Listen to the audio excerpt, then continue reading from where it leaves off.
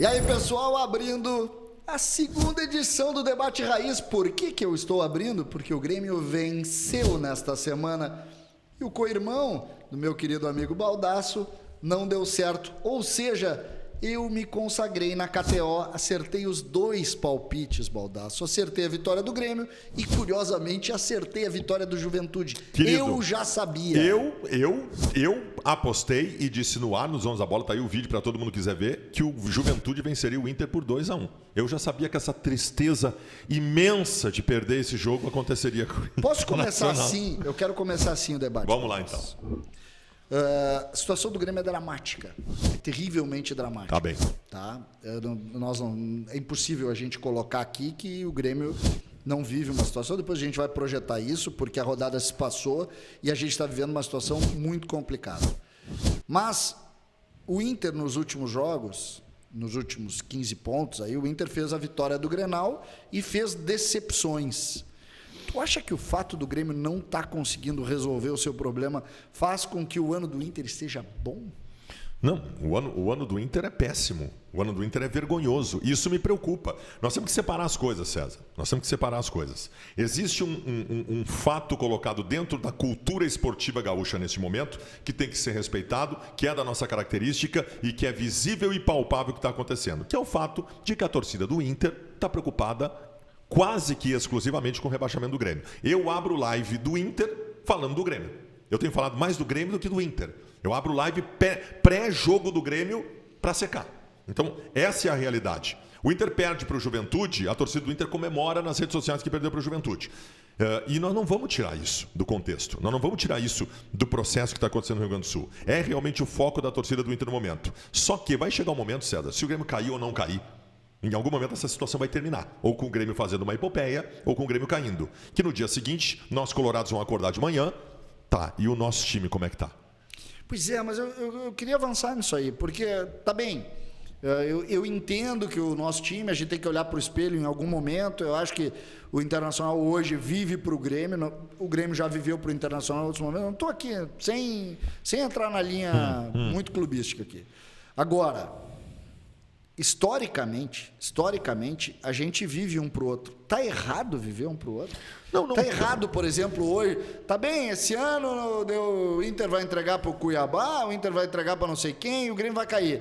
Tá errado isso. E eu tô colocando com toda a sinceridade do César, mundo. Tá errado isso. Eu vou te dizer uma coisa. Existe algum motivo diferente do usual e comum para que 2 clubes do canto de um país na América do Sul estejam entre os maiores clubes de futebol do mundo? Existe algum motivo para isso. Não tem nenhuma explicação para dois clubes de futebol de uma mesma cidade, de um cantinho de um país de terceiro mundo chamado Brasil, estarem entre os maiores clubes de futebol do mundo. E eu acho que eu sei o que é a nossa rivalidade, que é o nosso tamanho. Isso que está acontecendo aqui, da torcida do Inter largar o Inter para ver a secação do Grêmio, para secar o Grêmio, isso não acontece em nenhum outro lugar. Talvez aconteça com o Boca e com o River. Talvez. Em São Paulo, quando um cai, não é assim. Ele vai zoar tal, o cara está preocupado com ele, vai estar de olho no aniversário. Aqui, velho, é o contrário. Eu respeito muito isso. Eu sou um cara, por exemplo, César, que eu sou contra a torcida mista em Grenal. Eu também. Eu sempre fui contra. Eu sou o cara assim, ó, que eu tinha grupos de amigos quando eu era adolescente, gremistas e colorados. Chegava o dia do Grenal, velho. Um para uma casa, vai cada um pro teu lado e eu vou pro outro. Nós entrava no Transurb em Canoas, os meus amigos do Grêmio num canto do Transurb e eu no outro. Nós voltamos a ser amigo amanhã. Então eu respeito muito isso. Eu acho que isso é fundamental para a gente ter o nosso tamanho. Eu respeito essa situação. Não está errado. É nosso isso. Só que, César, eu acho, e aí já uma análise um pouco mais aprofundada. Eu acho que o Inter, como clube, está trabalhando para o Grêmio cair. No que puder trabalhar para o Grêmio cair. Porque pro clube Inter também é bom. Porque dá tranquilidade para trabalhar. Se o Grêmio estiver na Série B, a cobrança em cima do Internacional vai ser menor. O presidente Alessandro Barcelos começa o ano que vem com alguma paz para trabalhar. Tu acha que o Inter está trabalhando para o Grêmio cair? Óbvio. Não, eu estou falando do ponto de vista concreto. César, O Internacional largou o Campeonato Brasileiro um mês antes do Grenal para se preparar para o Grenal. Mas aí tá bem. Mas aí nós estamos falando de um jogo que o Inter entendeu mais importante. Mas é o que nos apareceu. Não, mas é que são duas... Então eu não me fiz entender. São duas perguntas distintas. Vamos lá. O trabalhar para o Grenal é como trabalhar para a decisão de um campeonato. O Inter nomeou o Grenal eu sei onde tu vai chegar. como um respiro. Tu tá falando de entregar jogo. Eu tô falando de entregar o jogo. Eu tô falando... esse jogo aqui não interessa... E eu não tô dizendo que tu... Porque a gente às vezes fala, não é chegar no vestiário e dizer, gurizada, chutem a bola para dentro. Até deu coincidência, não tem nenhuma relação aquele lance lá do... Pelo amor de Deus, ninguém tá dizendo isso. Agora, eu quero saber o seguinte, tu acha que lá no final terminou, perdeu pro Cuiabá, o Grêmio caiu por causa disso, o dirigente vai dizer, fizemos a nossa parte? Não é assim. Eu vou te dizer como é que é. Vamos pegar o jogo contra o Juventude. Pega o Edenilson. O Edenilson está há 4 anos no Internacional, 5 anos no Internacional. O Edenilson sabe como as coisas funcionam aqui. O Edenilson, como é que tu acha que foram o domingo, a segunda e a terça durante o dia do Edenilson projetando o jogo contra o Juventude? Tu acha que o Edenilson não sabe dentro dele o seguinte? Cara, sabe, hoje à noite eu terei que comer um pouquinho menos para o treino de amanhã. O Juventude é inimigo do Grêmio. Essa desmobilização ela acontece. Ninguém pediu para o Moisés, César, dizer no vestiário, se der, vamos enterrar eles. Ninguém pediu para o Moisés fazer isso. Eles sabem que é assim. Por isso que eu digo assim, o Inter vai entregar.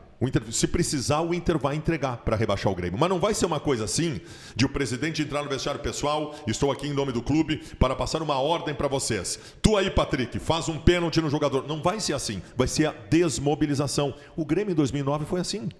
Sim. O Grêmio... Como é que o Grêmio... Tu mudou. Tá, mas vamos lá. Como é que o Grêmio entregou em 2009? Escalando um time jovem e deixando bem claro para esse time jovem. Não teve trabalho de mobilização para o jogo, não teve nada. O grupo sentiu que estavam largados para essa partida. Eles sabiam que não era para ganhar. Ninguém pediu. Mas o Inter botou todo mundo para jogar ontem. O Inter botou todo mundo para jogar, mas é o que eu te falei. Como é que tu acha que o Edenilson não jogou nada ontem? O Edenilson não estava mobilizado. Eu sei que não estava. O Bruno Mendes estava furando em bola. Mas tu mudou de opinião, Baldasso? Não é mudou de opinião. É que eu estava puto quando o Grêmio entregou, né, querido? Quando tu chamou no ano passado, por exemplo, o Renato desmobiliza o time em Campeonato Brasileiro desde 1900 e nada. Tá? Ele não gosta do Campeonato Brasileiro. Mas ele não precisa dar risadinha com os jogadores do Flamengo no final do jogo, né? Só que quando aconteceu isso, tu foi lá e disse que era desonestidade. Tu dissesse isso. Que não podia fazer, porque não sei. Hoje tu tá do outro lado da mesa. Tu tá mudando o termo. Não, mas eu não... César, eu vou ser bem sincero contigo. Eu tenho um sentimento de vingança dentro de mim. Mas eu não tô eu não quero diminuir. O nome disso que eu estou falando. A vingança é um sentimento feio, ruim e passional. A vingança não tem explicação lógica. Eu quero me vingar do Grêmio. Tu quer te vingar por aquilo. Tá errado também. A vingança sempre é errada. Mas como hoje tu diria que o procedimento é idêntico? Como diria o seu Madruga. Eu estou muito bem na condição de apresentador. Como diria o seu Madruga do Chaves, a vingança nunca é plena, mata a alma e envenena. Sabe que eu me lembrei muito do Chapolin ontem no Chapolin, que aliás é colorado. Eu me lembrei muito do Chapolin ontem, para quem está nos vendo e gosta do Chapolin. Ontem, no jogo do Internacional contra o Juventude. Aquela história, sabe quando o Chapolin ali chegava o cara pra brigar e o cara dizia, vai lá, Chapolin, no salve. Ele dizia, eu vou. Ontem eu me lembrei. É assim, vai lá, Juventude, ganha, vai lá do Inter, ganha do Juventude. Que maravilha. Mas, Baldasso, por que eu falo, e acho que é importante a gente posicionar essa questão? Porque o futebol é redondinho. É uma bola. Evidente. Isso não vai acabar mais. Agora não é mais uma bola. Agora virou uma bola de neve. Agora virou uma bola de neve. Tu dissesse isso logo depois. Eu não sei, agora eu não tenho certeza se tu dissesse isso antes do Grenal ou depois. Mas tu salientou e disse o seguinte: a partir de agora, acabou a história do politicamente correto na discussão Grêmio. Vamos lá, eu tenho uma coisa importante para dizer sobre isso. E tu colocou o ingrediente falando que isso aumentou a partir da integração das opiniões através das redes sociais. Queria te ouvir. Então tá. Queria te ouvir sobre isso. Então tá. Então eu vou te dizer uma coisa.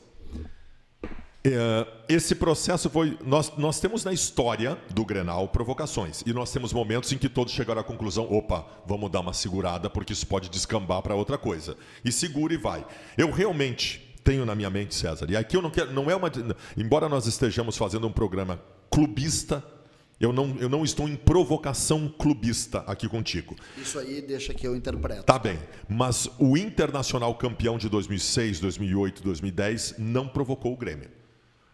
A retomada da provocação como algo sistemático aconteceu com o Grêmio campeão em 2016 e 2017. Posso só dar um pontinho? Tá. Eu concordo que os grandes títulos do Inter não foram objeto de provocação ao Grêmio. Mas no curso desses campeonatos, teve grenais e nos grenais teve muita provocação. Mas de quem? Do D'Alessandro? O D'Alessandro é 2010 só, é lá no final. Não, é 8, né? De 8 em diante. Mas aí teve o Renato, tudo bem, tudo bem. No meio desse processo em que o Grêmio realmente botou na cabeça que tinha que provocar o Inter de qualquer jeito, tem um acontecimento que aconteceu em 2018, que foi o D'Alessandro, depois de um Grenal que o Inter perdeu no Beira-Rio, o D'Alessandro vai no vestiário do Grêmio, tem foto disso. O D'Alessandro e o Moledo vão no vestiário do Grêmio e o D'Alessandro chama as lideranças do Grêmio, e a principal delas, o Maicon, para pedir para segurar. Isso vai ficar ruim, vocês estão provocando sempre, segura, tal. O Maicon não só não aceitou, como contou em público o que aconteceu, e o Grêmio intitula até hoje como Arrego Day não sei o quê. Ali era uma possibilidade de corte. Na medida em que aconteceu o que aconteceu, acabou, velho. Aí virou... Mas não vai dizer que por culpa do Grêmio. Não é culpa do Grêmio. É que o Grêmio decidiu, e eu não tiro o direito do Grêmio, não parar. O Grêmio decidiu não parar. E aí, agora que chegou a vez do Inter, não vai parar. E cara, o mundo dá volta, isso mesmo disse. Ali adiante, o Inter vai perder um Grenal. E o Grêmio vai enlouquecer. Vai ter caixão, vai capaz de botar até um defunto dentro do caixão. Nós torcemos desde a década de 70. Eu sou um pouco mais velho do que tu, mas não muito. E nessa relação, eu me lembro bem desse episódio do Arrego Day, e acho, inclusive, que é uma boa capa para o vídeo. Que se constrói, porque é uma capa forte. Tá vendo como tu é? E tu vem reclamar da provocação do Inter agora. Não, e acho não que pode, né? E acho que é importante, porque pelo seguinte, quem pede essa capa é um dos maiores provocadores e um dos principais protagonistas do momento que nós estamos vivendo. Que é um sujeito que vive ou viveu em cima... Esse sujeito veio com uma carga emocional. Veio com uma carga emocional. Eu não gosto dele. Ele é o falso moralista. D'Alessandro nós estamos falando. É o falso moralista. É o cara que dá, bate. No primeiro tapa que ele leva, ele diz o seguinte: no jiu-jitsu a gente brinca muito. O cara bate. Aí começa a cansar e começa a apanhar. Quando começa a apanhar, ele olha e diz o seguinte... Ô, gurizada, vamos tomar uma aguinha aí, dê uma paradinha. Mas o que fez o Cortez no Grenal? O Cortez é o primeiro com o dedinho na boca do minuto de silêncio. Foi o primeiro que saiu para correr para bater no Patrick. E o que a gente falou do Cortez? Você não pode, né? Mas não falso moralista, né? Falso moralista. O Cortez foi falso moralista. O Cortez estava em todos os episódios de flauta. É verdade que a gente já colocou aqui, ele não foi o principal protagonista. Mas ele foi protagonista, ele estava lá, ele aparece lá. E se ele aparece lá... admite e sofre em silêncio. A minha grande crítica ao Grêmio no Grenal, é que esse Grêmio revoltado tem que botar a violinha no saco e ir para dentro do vestiário e aprender a apanhar. Principalmente, e aí entra uma loucura, a maioria dos caras que estavam ali entraram num balanço que não é deles, que não ganharam. Nós temos alguns que ganharam. Jeromel, Kahneman e Cortez. Os que ganharam muito, né? Mas o Diego Souza foi campeão gaúcho 2 vezes. Sim. Tem ali alguns caras, na relação com o Inter, o Diego Souza participou, o Rafinha foi campeão gaúcho. Tem. Agora, o que eu estou colocando, Baldasso, me parece que é muito diferente. Essa relação que a gente tem, da bola ser redonda, eu e tu vamos estar sofrendo daqui a 4 anos. Ou porque tu vai estar feliz porque o Inter ganhou, ou eu vou estar feliz porque o Grêmio ganhou, mas nós vamos estar em outro lugar. Eles estão em outro lugar. Essa é a minha bronca. Mas não é só em outro lugar. Vem cá, os jogadores da dupla Grenal, vocês sabem disso. O jogador da dupla Grenal faz churrasco. Eles brigam no campo, 3 horas depois eles estão fazendo churrasco junto na casa de alguém. Por que eu estou colocando esse ingrediente? Acho que porque eu entendo a ideia de que tu acha que isso não acaba mais. Eu entendo isso. Então eu leio a ideia de que realmente a gente está vivendo um outro momento. Não acho que seja por causa do Arregudei, por causa do D'Alessandro, ou por causa do caixão, do A ou do B. Não é isso. O que eu acho é que a gente está vivendo uma outra relação, e essa relação, muitas vezes, ela não é provocada pelo torcedor. Ela é provocada por um ambiente interno que permite isso. Nós estamos sendo cada vez mais governados por sanguíneos. O dirigente do Inter hoje é um torcedor... De arquibancada. De arquibancada, que se mostra nessas ações torcedor, e o Grêmio da mesma maneira. Da mesma maneira. Vai para o discurso, está tudo lindo, maravilhoso, mas vai para o ambiente interno, perde um Grenal e troca tudo. Ganha um Grenal e tudo é bom. Tá. Essa é uma preocupação, e ela é interessante. A outra preocupação que eu tenho é que nunca foi tão forte como está acontecendo neste ano. Essa relação de um secando o outro. Nunca foi tão... Por que eu estou te dizendo isso, César? Nós nunca tínhamos visto coisas do tipo o que o Tyson fez de botar meio corpo para fora do carro depois do Grenal quando chegou no condomínio dele. Porque não tinha Instagram. Pode ser. Mas o que eu quero te dizer é o seguinte, o meu medo nessa história toda, eu não condeno o Inter, eu estou feliz, eu estou aproveitando o momento, eu estou tirando sarro junto. O meu medo é que daqui a pouco nós estejamos numa ponta, no fundo do poço, comemorando que o outro não está conseguindo subir no poço, sendo que eu também não estou conseguindo subir para sair do poço. A gente pode pegar um exemplo aqui. É rasa a comparação. Em Pelotas é assim. Então os dois ferrados, mas... Os dois ferrados, mas um contra o outro. Você sabe que história cada vez mais nós tínhamos lá no começo da década de 70, quando o Inter e Grêmio realmente não tinham nenhum título nacional. Uma vez o Galego era técnico do Pelotas, e aí deu uma confusão no jogo contra o Inter. Eles têm mais que comemorar gauchão mesmo, eles não ganham nada mais que isso. E aí todo mundo... Tanto que essa frase é lembrada até hoje porque caiu a ficha de todo mundo. É verdade. Por que eu estou te dizendo isso, César? Porque assim, eu tenho hoje no meu clube, no Internacional, um discurso conformista. Eu estou muito preocupado porque o vice de futebol do Inter, o Papaléu, ele tem dado... Há 2 semanas ele deu uma entrevista dizendo que a torcida deveria comemorar a 6ª colocação no campeonato. No jogo de ontem contra o Juventude, ele disse que a situação do Inter era confortável. E me arrepiou todo o corpo, me empipocou o corpo. Porque o ano do Inter é uma bosta, César. Porque o ano do Internacional é terrível. Porque o Internacional, eu vou dizer para ti, esse é o pior ano do Inter desde o ano que caiu. E ainda digo, no ano que caiu foi campeão gaúcho. Em 2017 eu disputei título da Série B, mas disputei. Em 2018, diziam que o Inter ia ser rebaixado no Brasileiro. Eu fui 3º colocado no Brasileiro. Em 2019 eu disputei o título da Copa do Brasil. 2016, no ano que tu caiu, tu foi semifinalista da Copa do Brasil. Também. 2019 eu fui finalista na Copa do Brasil. 2020 eu decidi o Campeonato Brasileiro. Esse é o pior ano desde que eu caí, cara. Esse é o pior ano. E a minha direção está tratando como se nós tivéssemos um ano confortável. A gente está voltamos ao início do assunto. Por que a gente está achando isso, Baldassi? Pois é, só que vai chegar um ponto, aí eu repito o que eu disse no começo do nosso papo. Se o Grêmio cai ou não cai, em algum momento o Inter vai ter que olhar para dentro de si. Quando começar a próxima temporada, o Grêmio está na Série B. Vai ser mais tranquilo o trabalho, o Grêmio está na Série B. Tá, mas e nós? 11 anos sem título. 11 anos sem título, o Inter completa o ano que vem. 11. Acabou, velho. A cobrança tem que ser gigante por título. Eu quero brincar com o Grêmio. Eu quero comemorar se o Grêmio cair. Eu quero ter o entendimento de que é importante para o Inter o Grêmio cair. Beneficia o Internacional, mas eu não quero perder o senso. E todos que estão assistindo aqui não podem perder esse senso. Os colorados que estão assistindo, de que nós não podemos parar de cobrar. Porque esse ano é terrível e foi terrível muito pela incompetência dos que tratam as coisas no Internacional. Eu tenho muito medo das pessoas esquecerem isso, mas acho que não vão esquecer. Eu cada vez mais, e me parece que esse é um ponto, assim, eu acho que a gente vai viver uma nova realidade nesse sentido. Eu não gosto desses clichêzinhos, assim, sabe? Eu não gosto muito de jogar muito nesses clichêzinhos, e tal, agora esse é o pior ano no sentido de rivalidade, então eu não sou muito disso, porque eu acho que todo ano se renova e as coisas se renovam. O que eu coloco, Baldassi, acho que esse é o ponto, e me parece que nesse momento a gente tem que tentar ler o que está acontecendo com a realidade de Grêmio Internacional no sentido... o ano do Grêmio é um ano trágico. O Grêmio... Um dos piores da história. Principalmente pelo que se avizinha. Tá? Nós estamos falando a essa altura de 6 vitórias em 8 jogos.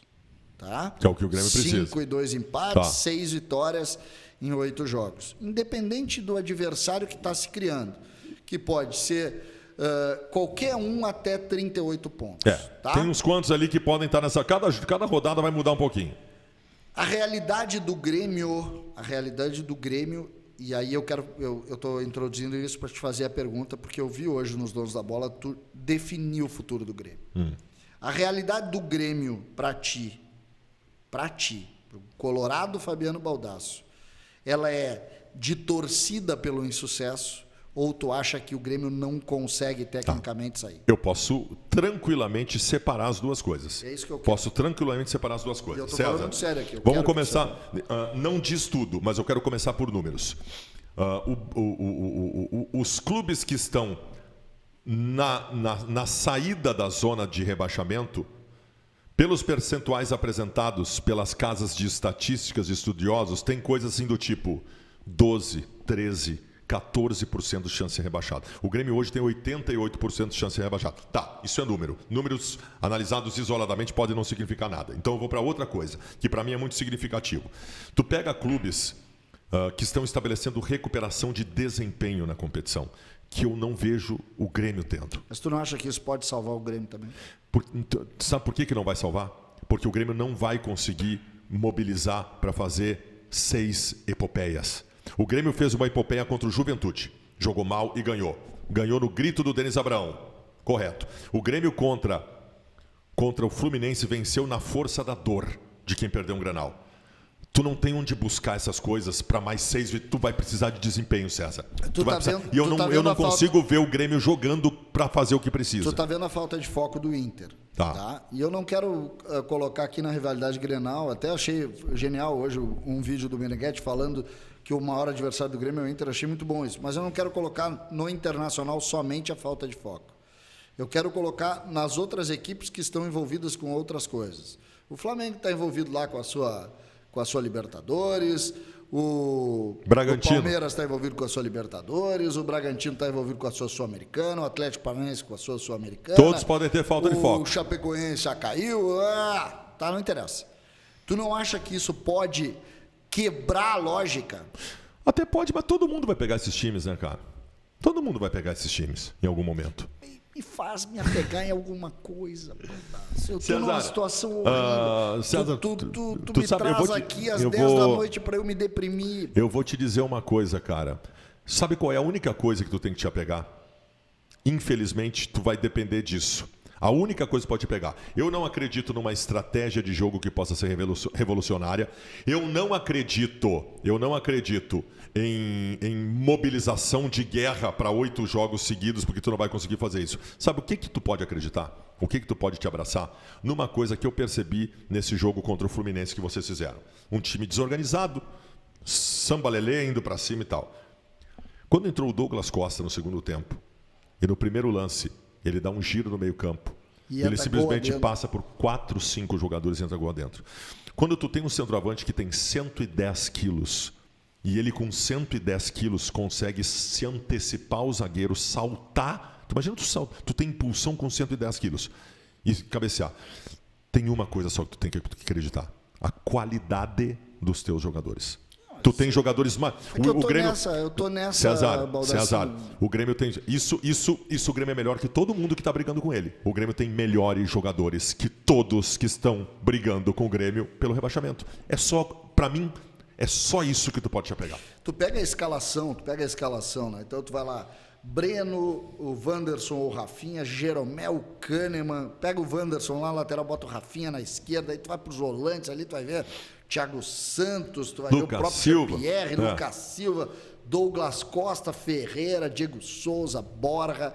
É um dos 7 melhores grupos do Brasil. Isso é que faz com que a gente diga sempre o que tu acabaste de dizer. Tu tem que te apegar na qualidade técnica dos teus jogadores. Só que o futebol está cada vez nos provando mais que qualidade técnica engana.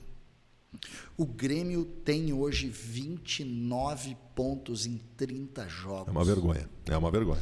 É um negócio assim, porque a campanha do Grêmio é pior do que a campanha de 2004.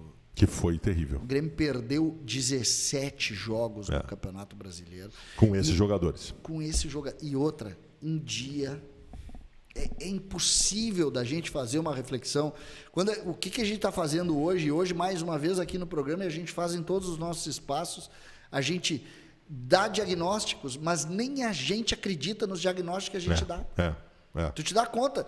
Tu coloca o diagnóstico aqui, tu acabaste de dizer, tem que te apegar em tal coisa. Sim, tu acha que eu não me apego desde o primeiro dia, vou dizer o Douglas. César. Quantas vezes tu viu eu dizer para ti, o raio hoje vai decidir? Não, eu sei, César, eu falei hoje nos Donos da Bola e eu vou repetir para ti. Se os nossos pés se desplugassem, se desconectassem do solo onde nós pisamos, e nós fôssemos para um outro lugar, nós aterrissássemos no Rio Grande do Norte, em Natal, e analisássemos de lá o que está acontecendo no Campeonato Brasileiro, sem nenhum vínculo com nenhum clube que está no Campeonato Brasileiro, nós diríamos o seguinte: não só o Grêmio caiu. Nós estamos vendo um G4, um Z4 desconectado do resto e com o time jogando pior futebol do que o resto. O Z4 está praticamente definido. Nós estamos vivendo uma situação tão louca nesse negócio de acreditar que o Grêmio pode se recuperar, que tem colega jornalista dizendo que o Juventude está rebaixado, mas o Grêmio não. O Juventude tem 4 pontos a mais que o Grêmio. Eu por exemplo, eu escuto muito isso, e um dos trabalhos que eu faço é tentar ser o mais analista possível. Sim. Que tu é muito bom analista quando tu consegue te separar, desprender um pouco. Sim. E eu, como eu sou um cara muito autêntico, eu sou gremista, como tu é colorado, então tá tudo bem, mas eu sou gremista, só para deixar claro. É muito difícil, nas horas de dificuldade, de tamanha dificuldade, também de tamanha euforia, separar. Tu te desprender. Porque vem eu me desprendo fácil, mas deixar de sentir a dor, eu não consigo. Então, nesse momento, eu estou assim, eu olho o número, ontem eu fiz isso todos os dias. No final dos jogos, por exemplo, do final de semana, pós-Grenal, eu olhei e fiz uma conjunção de fatores e cheguei à conclusão, cara, tem que ganhar 6-7 de 8. 6-7. Aí veio o Juventude, veio o Fluminense. Opa, respirei. O que eu tenho aqui? Tanto é que o vídeo que eu faço faltam 5. Aí depois tu vira as costas. Não, 5 não dá. 5 mais 2 empates. 5 não dá. E aí tu começa a te desprender. Só que se apega no quê? Em algo muito subjetivo, por um motivo muito simples. Voltamos lá para dentro do campo. Dentro do campo não tem nada palpável que possa te abraçar. Esse para mim é o principal problema. E pelo que vem jogando, não pela qualidade dos jogadores, pelo que vem jogando. Exemplo, o futebol brasileiro tem um exemplo, que é um exemplo do protagonismo do Fred no Fluminense. 2009. É 9 aquele ano? 2009. Eu não lembro do ano. O Fluminense, os matemáticos em determinado momento disseram, faltava 100%. 1%. 1% de chance de escapar. 1%. E aí o Fluminense faz uma sequência lá de 7, 8 vitórias e culmina com aquele jogo contra o Curitiba. Neste episódio é onde eu estou me apegando, que nada mais é do que o imponderável, a imortalidade. Um episódio tão raro que nós lembramos até hoje. E que talvez a gente lembre pro resto da vida. O Grêmio... E a situação não é tão ruim como aquela, né? Aquela situação do Fluminense eu acho que era pior do que a do Grêmio. Só que o Fluminense tinha Fred. Tinha um protagonista no auge da carreira. Hoje o Fred está jogando. Fred ontem, mas entrou ontem. Tinha um protagonista no auge da carreira. 10 anos, não, 13 anos depois. É isso aí. É muito difícil, cara. É muito difícil. Mas eu acho que as coisas vão se alinhar em seguida, né? Nós temos uma rodada atrás da outra. César, tu não te deu conta de uma coisa, cara. Faltou um mês para terminar o Campeonato Brasileiro. Me dei conta de tudo. Um mês, cara. Não tem nada que eu não tenha estudado. Não tem nada que tu vai me contar nesse programa aqui que eu vou ler. Que tu vai dizer, me surpreendesse. César, tu sabe o que eu não estou dormindo. Eu me identifico muito. Eu me identifico dormindo. muito com a tua situação, porque não faz muito que eu vivi isso. Às vezes eu olho para 2016 e eu tento me reconhecer em 2016. Tu está fazendo isso. Né? Eu tento me reconhecer em 2016 em coisas de quantas vezes o Inter em 2016, César, jogou contra o Figueirense e o Curitiba no Beira-Rio. O Inter nunca teve essa situação. Não teve, mas assim, não jogava nada. Como o Grêmio não joga nada. O Inter em 2016 enfrentou o Figueirense e o Curitiba no Beira-Rio. Precisava ganhar as duas. Ganhou. De 1-0, sem jogar nada, injustas, 2 vitórias. E a gente se abraçou naquilo, na época, como ação. Acabou, saímos, ganhamos 2 em casa, agora é só... Mas não, porque não tinha jogado nada. E ali... Tu via assim, ó, aí o Vitória, que era adversário direto do Inter, tinha contratado o Argel tinha dado uma arrumada no time, o Marinho jogava no Vitória e o Marinho era protagonista que o Inter não tinha. Então tu via os outros se acertando e tu continuava acreditando, mas aqui é a camisa do Inter. Aqui é a camisa do Inter. Aqui nós vamos ganhar na marra. E ganhou algumas na marra. Eu acho que isso teve a ver também com aquela leitura do pífero, do time grande não cai. Não, mas não é. O problema, César, é a paixão. O problema é se desprender. É muito mais fácil se desprender da paixão na hora da alegria do que na hora da dor. É o que tu acabou de dizer. Eu hoje olho para lá e eu disse, como é que eu acreditei que o Inter pudesse salvar aquela bosta naquele time? Eu posso te dizer, era completamente diferente do que é hoje. Tinha algumas coisas piores e umas coisas melhores. Não, mas o Inter sempre esteve ali para sair. Na tabela, sim. Mas seria, por exemplo, aquela época, foi até a última rodada assim, mas aquela época foi o Grêmio um mês atrás. Mas aquele time era muito mais descomprometido do que o Grêmio de agora. Aquele time era um time de vagabundos. Era um time de vagabundos. Com uma outra exceção, óbvio, mas era um time de vagabundos. Esse Grêmio é um time ruim, mas não é um time de vagabundos. Eu acho, por exemplo, a dor do torcedor, aí tu pode dizer melhor que eu, do ano de 2016 pro Colorado, é porque a flauta do Internacional, assim como a conquista da Libertadores de 2006 do Inter, ela tem um quê de euforia gigantesco. A gente vai voltar também à discussão filosófica, mas a Libertadores de 2006 ela tem um valor maior para o Inter, porque o Inter desde 83 ouvia, eu ganhei, tu não, eu ganhei, tu não.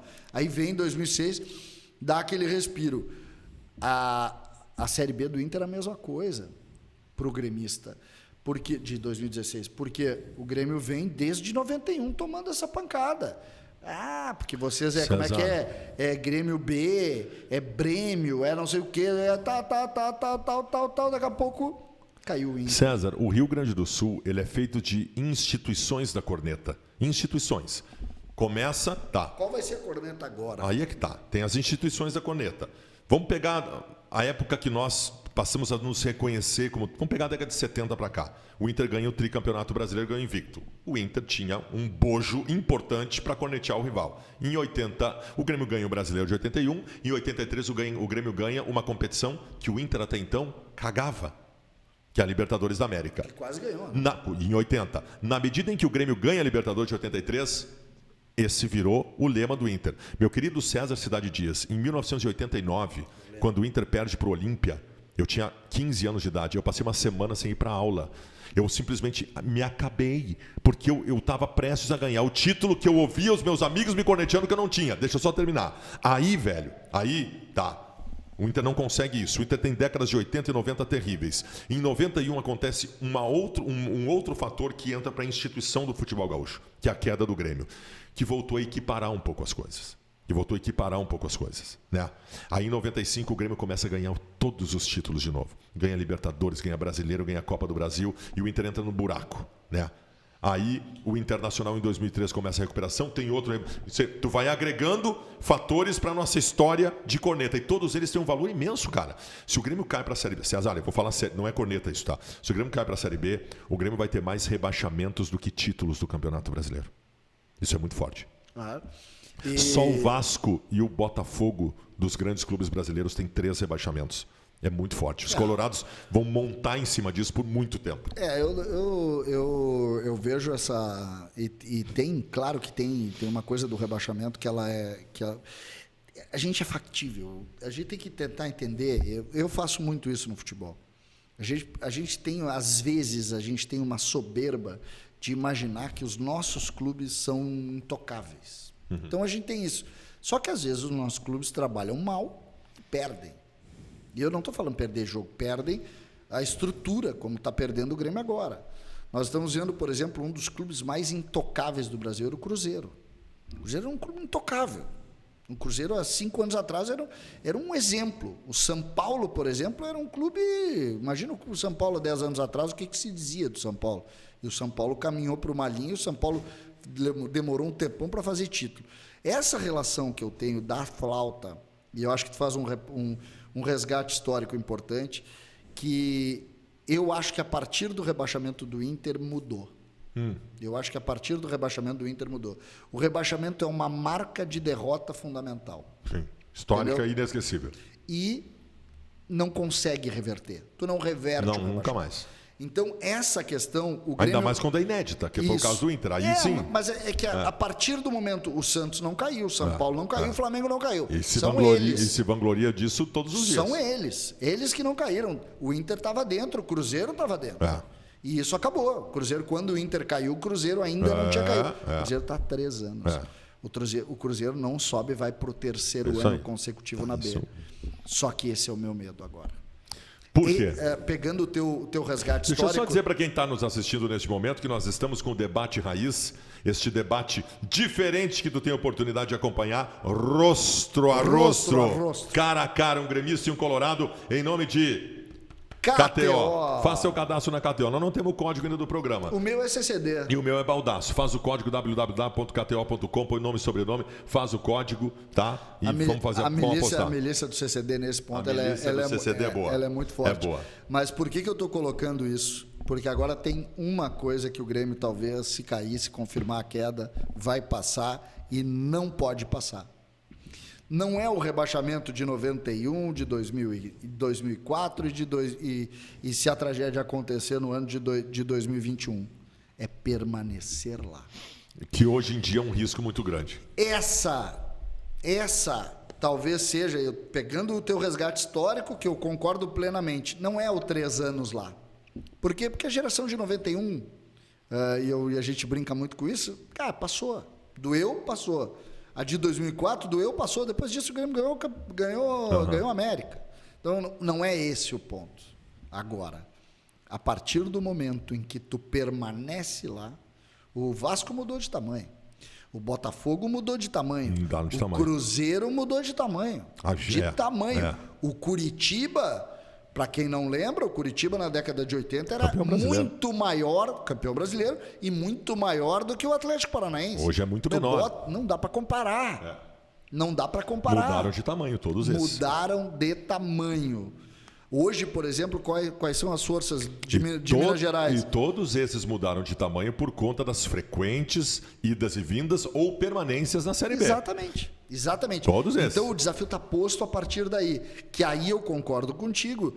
Se o Grêmio não conseguir cumprir um estágio rápido ali, o Grêmio vai ter uma flauta definitiva. Mas aí, eu te pergunto, o que poderia levar a isso? O Grêmio tem uma folha de pagamento de 14 milhões de reais, o Grêmio tem jogador que ganha R$1 milhão e meio por mês com um contrato longo, o Grêmio hoje é um clube O superavitário. Grêmio está perdido nesse aspecto. E aí? Nesse aspecto do Grêmio está perdido. O Bolzan tem mais um ano. Eu costumo dizer que o Grêmio vai quebrar. Claro que é uma figura de linguagem, porque os clubes não quebram no Brasil. Sim. Então, Nem empresas são para quebrar. Isso, tá? Mas o que eu coloco quebrar é exatamente nessa relação. Vamos lá. Os goleiros vão permanecer, tá? Tudo considerando a tragédia que eu torço para que não aconteça. Mas aí tu tem Jeromel e Kahneman, contrato até o final do ano, ganhando dinheiro que não pode pagar na B. Os dois juntos é R$1.600.000 por mês. Não pode pagar na B. Thiago Santos, tu paga contrato de Série A para ele. Borja, tu paga contrato de Série A para ele. E não é Série A baixinha. Não, é Série A altinha. Série A altinha. O Douglas Costa, tu paga contrato de Série A para ele. Tu não vai conseguir pagar os caras. Em 2017, o Inter jogando a Série B, o Inter fez um time de Série A.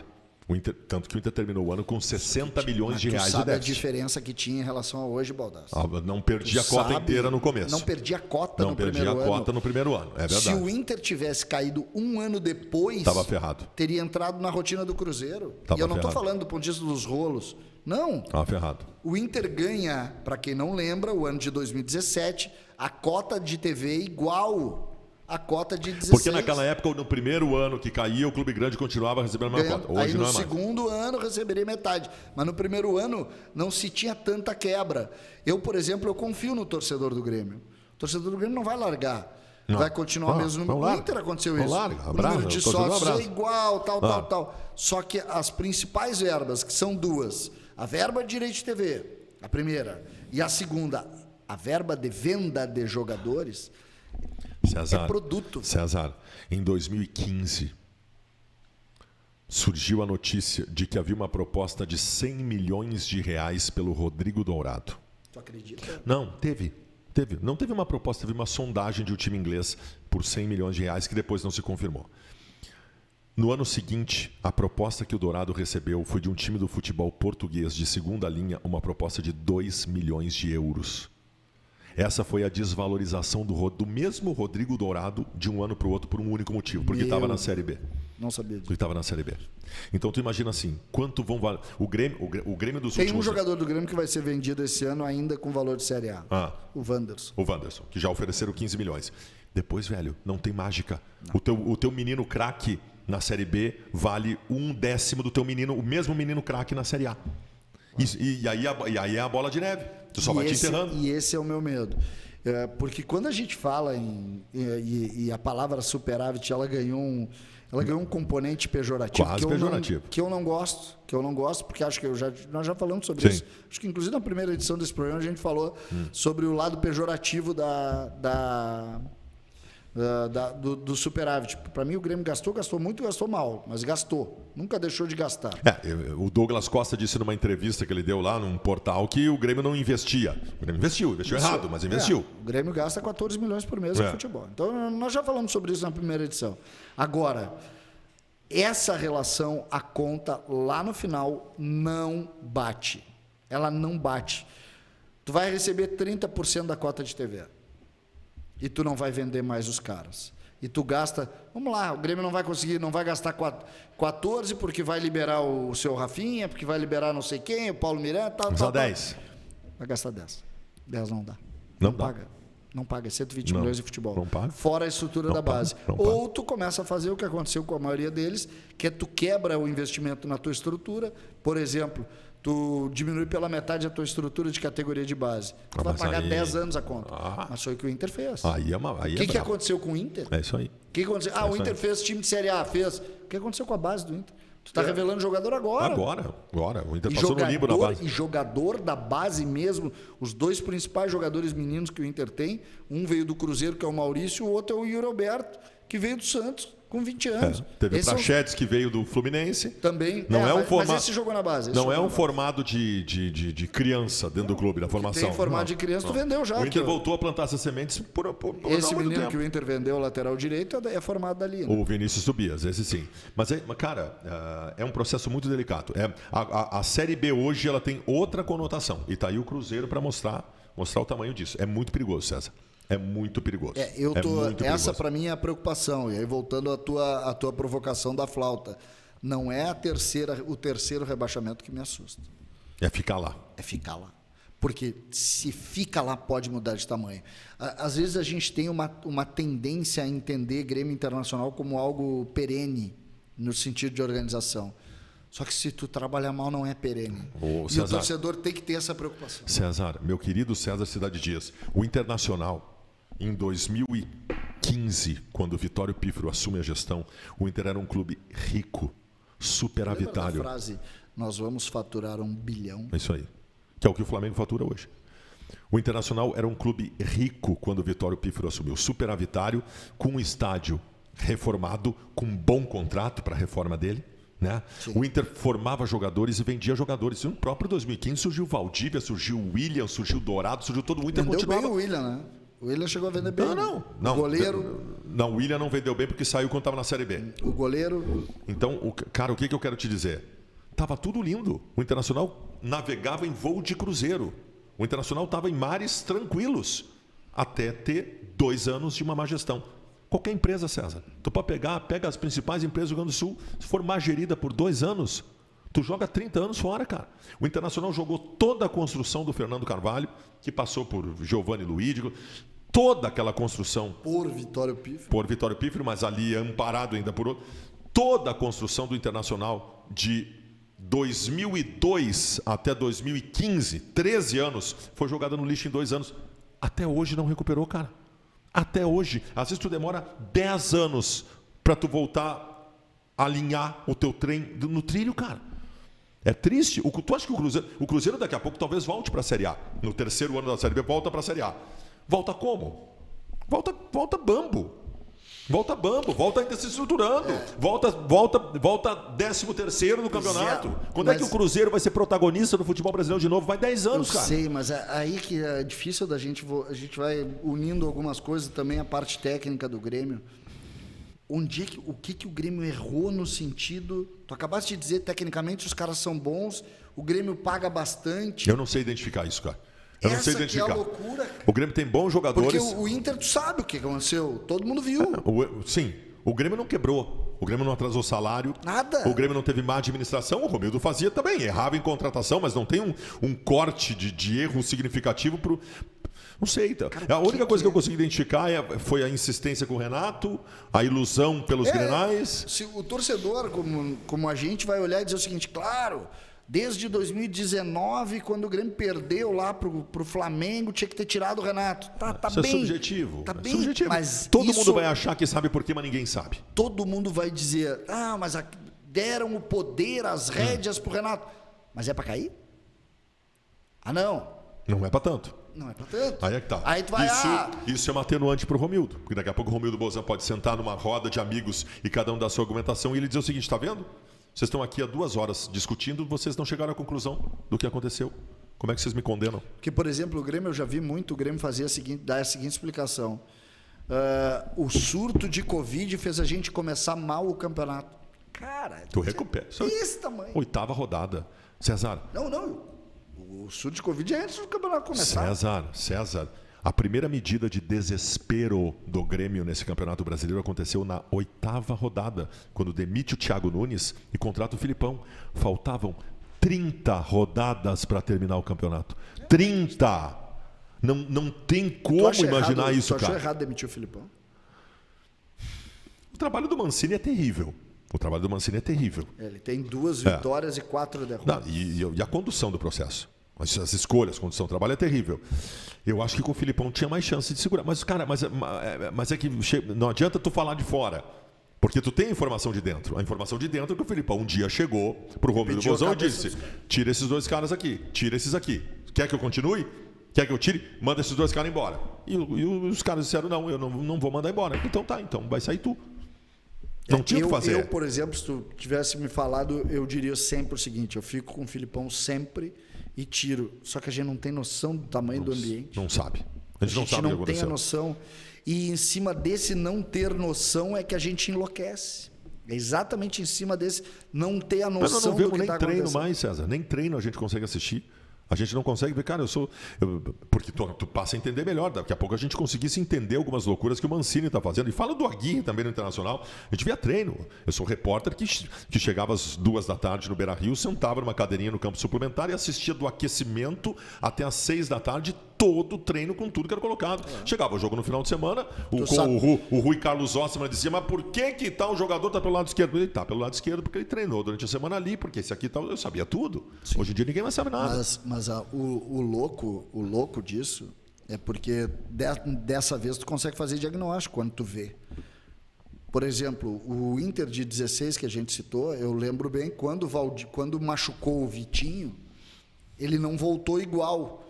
Quando ele não volta igual, tu diz naquele momento o seguinte: não tem ninguém para fazer gol aqui. Se ele não estiver bem, acabou. Não, o Inter montou uma ilusão na cabeça que o Vitinho, quando voltasse, resolveria todos os problemas. E ele não voltou bem. Fernando Carvalho trouxe a família do Vitinho para Porto Alegre. Pai, mãe, tio, primo, cachorro, todo mundo para estar com ele, para dar o apoio psicológico para o Vitinho resolver o problema. E não resolveu. Não resolveu. E quando tu olha o Grêmio, tu não consegue. Nós vamos fazer análises em cima de análises, sessões de terapia. Talvez durante anos. Para tentar compreender como que desmanchou. E a gente sabe que, eu não estou dizendo aqui que o desmanchar é não ganhar o Brasileiro, porque não ganharia.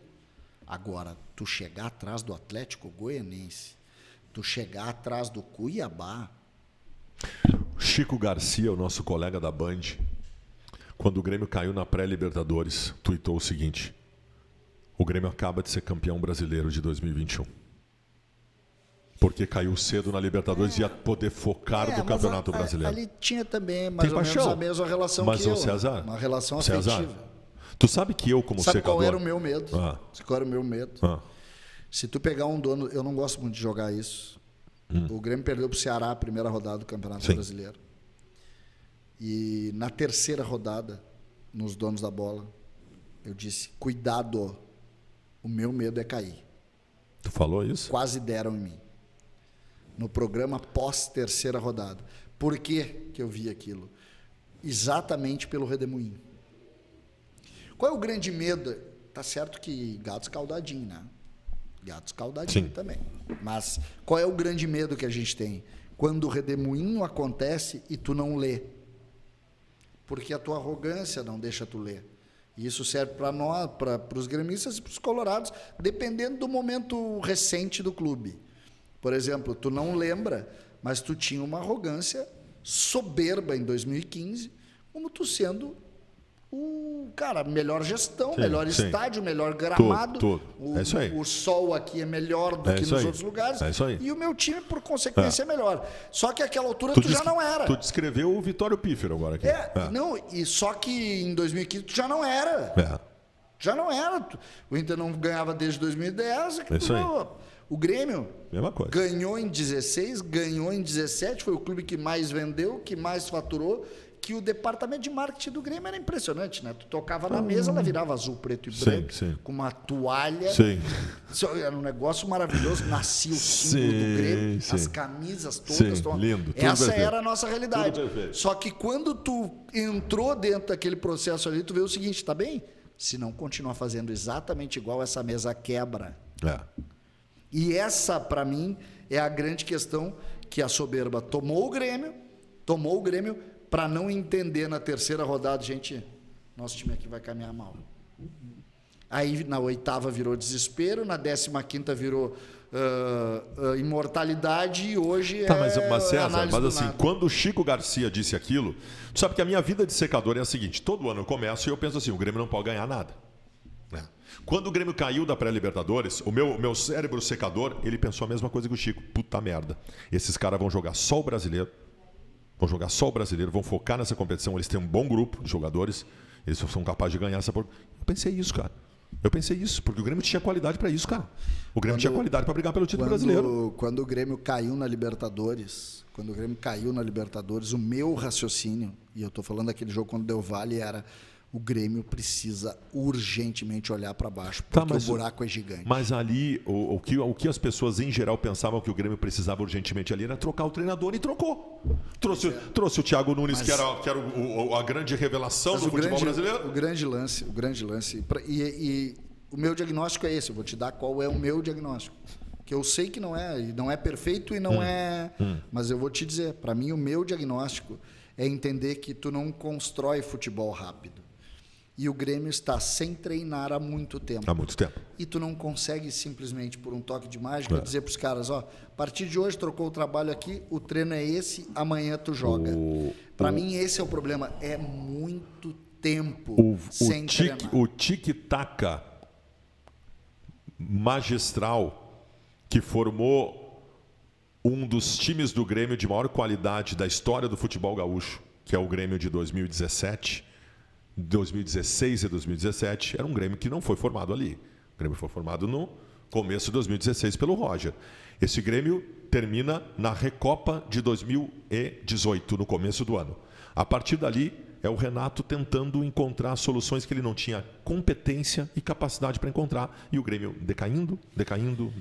E junto disso, tem um campeonato que tu vai ver eu começar a falar sobre isso, nós já estamos nos encaminhando para o final aqui. Mas tu vai ver eu falar muito sobre isso.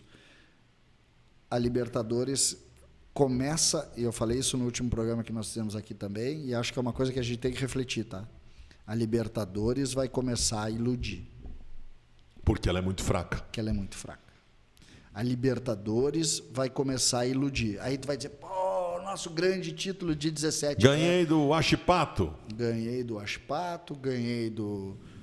Chivas Guadalajara, para pegar o exemplo, para não dizer que eu estou colocando aqui para o lado do Grêmio, só.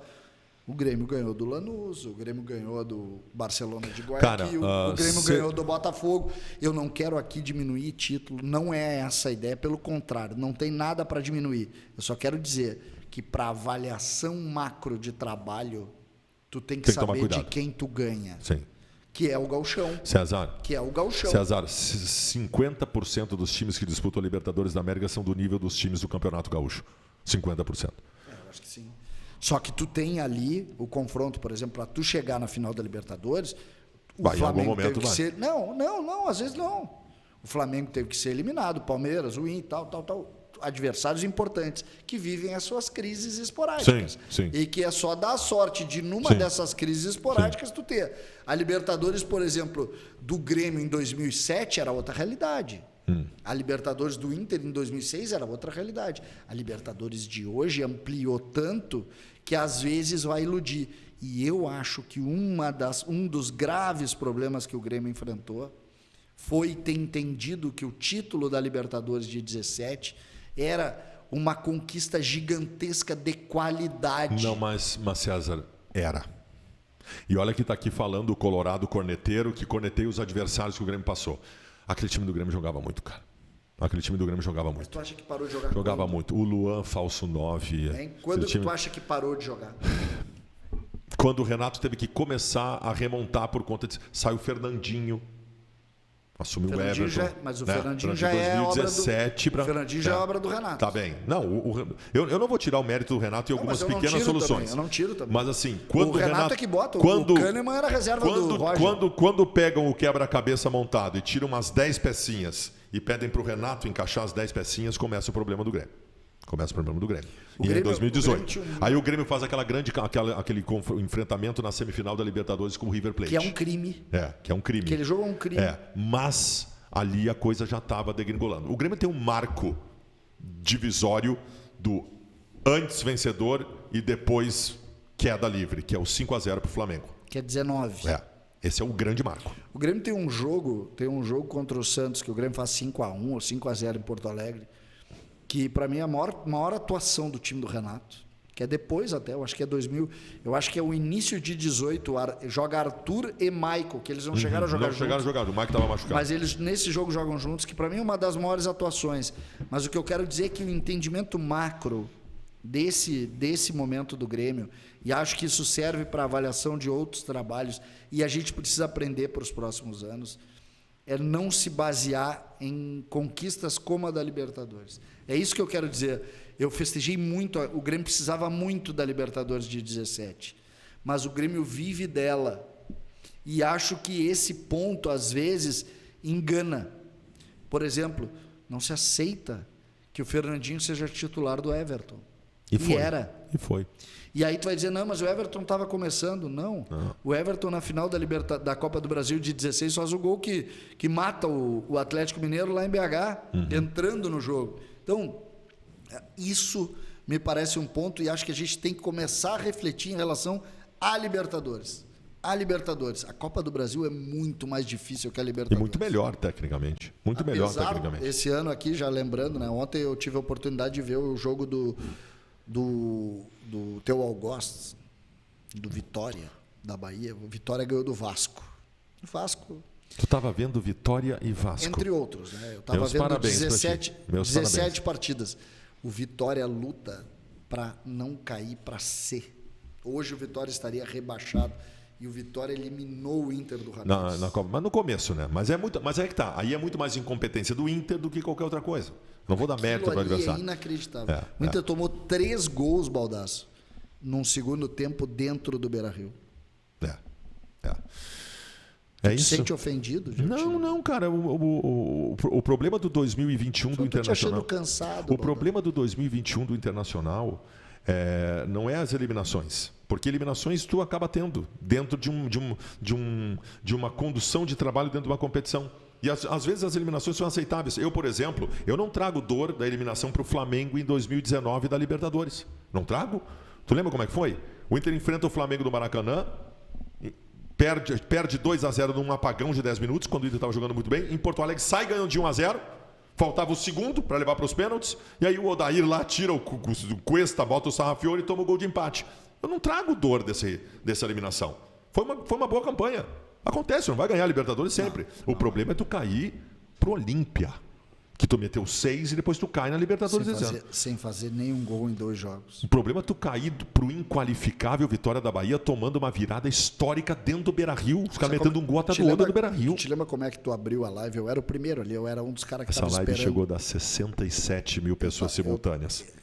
O Brasil inteiro estava esperando essa live. Inclusive César O Cidade Dias. Brasil inteiro estava Inclusive esperando César essa Cidade live. Dias estava. Primeira frase que tu fez, tu lembra? Gente, não, como é que era? Que vergonha. Que vergonha, gente. Que vergonha, tava bom. Baldasso, só que nós estamos encerrando aqui. Eu queria da próxima vez trazer água, porque eu acho que a tua secação tá te deixando com A minha secação tá me dando com dificuldade. Eu acho. Cara, esse programa vai ficar cada vez mais divertido, especialmente até o final desse campeonato brasileiro. Meu Deus. Debate Raiz, isso aqui tu não vê em lugar nenhum. Tá bom, gurizada? Em nome da KTO, muito obrigado para vocês mais uma vez. Nós temos duas edições semanais do Debate Raiz e nós vamos ter durante a semana um quadro chamado 10 minutos. 10 minutos. Pegando as situações do dia. Eu e o César de noite vai entrar aqui, 10 minutinhos eu e o César debatendo, não na mesma mesa assim, cada um na sua casa, né? A gente vai entrar, 10 minutos nós vamos debater o principal assunto do dia da dupla Grenal. Tá legal? Então tá bom. Abraço, Cezinha. Tamo Tudo junto. certo? Tamo junto.